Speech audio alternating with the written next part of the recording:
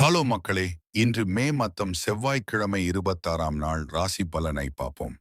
மேஷம் என்று நீங்கள் நினைத்த வேலைகள் மெதுவாக நல்ல பாதைக்கு செல்லும். குடும்பத்தில் மகிழ்ச்சியான பேச்சுகள் மனசுக்கு நிம்மதி தரும்.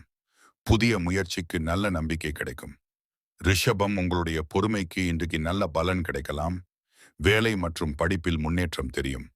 உடல் நலத்தையும் ஓய்வையும் கொஞ்சம் கவனித்தால் நாள் இன்னும் நல்லதாக இருக்கும். மிதுனம் இன்று நண்பர்கள் மற்றும் உறவினர்களின் ஆதரவு அதிகமாக இருக்கும். மனதில் இருந்த குழப்பம் கொஞ்சம் குறையும். சின்ன சின்ன சந்தோஷங்கள் நாளை இனிமையாக்கும். கடகம் உங்களின் நல்ல மனசுக்கு பாராட்டு கிடைக்கும் நாள் இது.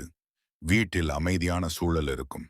செலவுகளை மட்டும் சற்று கவனமாக பார்த்து கொண்டால் நிம்மதியாக இருப்பீர்கள். சிம்மம் இன்றைக்கு தைரியமாக எடுத்த முடிவுகள் நல்ல பலன் தரும். புதிய தொடர்புகள் மூலம் நல்ல வாய்ப்புகள் கிடைக்கலாம். மனதில் உற்சாகம் அதிகரிக்கும் நாள். கன்னி நீண்ட நாட்களாக நினைத்த ஒரு விஷயத்தில் முன்னேற்றம் தெரியும். வேலைகள் சீராக நடக்கும். உங்களின் அமைதியான பேச்சு நல்ல மதிப்பை கொடுக்கும். துலாம் இன்று மனதில் நல்ல நம்பிக்கை உருவாகும். குடும்பத்துடன் செலவிடும் நேரம் மகிழ்ச்சியை தரும். புதிய யோசனைகள் எதிர்காலத்திற்கு உதவியாக இருக்கும்.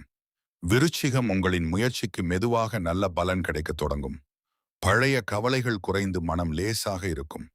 அவசர முடிவுகளை மட்டும் தவிர்த்தால் நாள் சிறப்பாக அமையும். தனுசு இன்று உங்களுக்கு புத்துணர்ச்சி அதிகமாக இருக்கும். நண்பர்கள் மூலம் நல்ல செய்தி கிடைக்கலாம். எதிர்பார்த்த வேலை ஒன்றில் முன்னேற்றம் காண்பீர்கள்.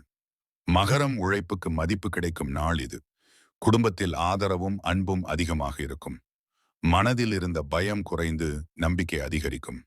கும்பம் இன்று புதிய விஷயங்களை கற்றுக்கொள்ள நல்ல நாள். பேசும் வார்த்தைகளால் பிறரை கவர முடியும். சிறிய வாய்ப்புகளையும் சரியாக பயன்படுத்தினால் நல்ல முன்னேற்றம் இருக்கும். மீனம் இன்று மன நிம்மதி அதிகமாக இருக்கும். உங்களை நம்பி வரும் மனிதர்களுக்கு உதவ வாய்ப்பு கிடைக்கும். நல்ல எண்ணத்துடன் தொடங்கும் வேலை வெற்றிக்கான பாதையை காட்டும். நன்றி, வணக்கம். தினசரி அப்டேட்ஸ்க்கு சப்ஸ்கிரைப் பண்ணிக்கோங்க மக்களே.